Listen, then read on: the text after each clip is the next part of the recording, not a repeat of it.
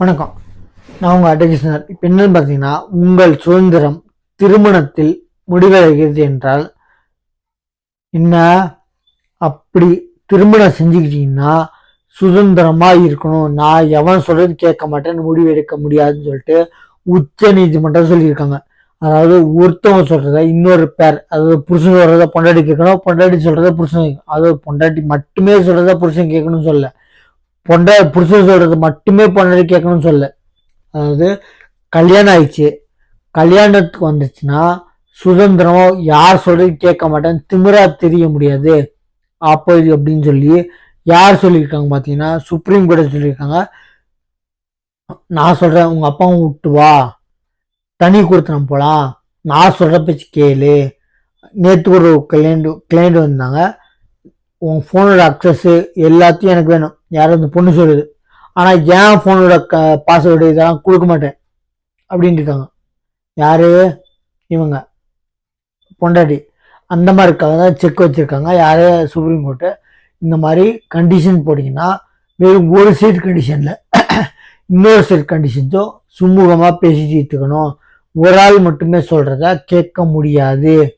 என்னன்னு பார்த்தீங்கன்னா, அப்படி சுதந்திரமாக இருக்கணும்னா யாரோட பேச்சோ, ஹஸ்பண்டோட பேச்சோ இல்லை பொண்டாட்டிய பேச்சோ கேட்க முடியாது அப்படின்ற காரணத்தினால கல்யாணம் ஆயிடுச்சுன்னா அது முடிவடைஞ்சிரும்.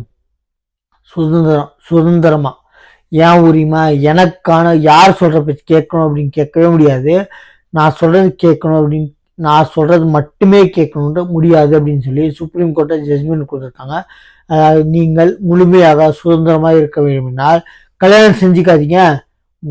ஆக்சுவலி ஆப்போசிட் சைடு, ஒரு பொண்ணா இருந்தா புருஷன் இருந்தா பொண்டாட்டி சொல்ற பேச்சு கேட்டு இருக்கிறதா இருந்தா கல்யாணம் பண்ணிக்கோங்க. தன்னச்சா என்னது சுதந்திரம் பறி போயிடுச்சுன்னு சொல்றதா இருந்தா கல்யாணம் பண்ணிக்காதீங்க. எக்காரணத்து கூட நீ போடுற ரூல்ஸை நான் மட்டுமே கேட்கணும் அப்படின்ட்டா, அதாவது பொண்டாட்டி போடுற ரூல்ஸை புருஷன் கேட்டே ஆகணுன்ற காரணத்தை சுப்ரீம் கோர்ட் ஏற்றுக்காது. ரெண்டு பேரும் ஏற்றுக்கணும். ரெண்டு பேரும் சட்டத்துக்கு முன்னாடி சமம். ரெண்டு பேரும் சொல்ற கண்டிஷன்ஸை ஏற்றுக்கோங்க.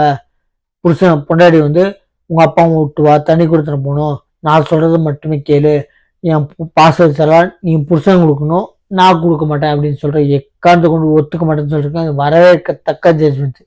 பல பொண்ணுங்களுக்கு செக் வச்ச மாதிரி சொல்லியிருக்காங்க. நீங்க எப்படி பாக்குறீங்க? இது பல மெயின்டெனன்ஸ் கேஸுக்கு முன்னாடி வரும் இந்த கேஸா, சரிங்களா? ஏன்னா சுப்ரீம் கோர்ட்டு சுதந்திரமா இருக்கிறதுக்கு, கல்யாணம் பண்ணிக்கிறதுக்கு அப்புறம் சுதந்திரமா இருக்கணும் முடியாது. ஆப்போசிட் ஜெண்டர் யாருன்னா ஹஸ்பண்ட் ஒய்ஃப்கோ, ஒய்ஃப் ஹஸ்பண்டுக்கோ கேட்டு இருங்க. அதுதான் குடும்ப வாழ்க்கை.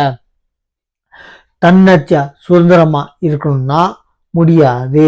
முழுமையாக சுதந்திரமா இருக்க விரும்பினால் கல்யாணம் செய்யாதீர்கள். எப்படி பாக்குறீங்க? நம்ம சேனல் சப்ஸ்கிரைப் பண்ணிட்டு பாருங்க. தேங்க்யூ.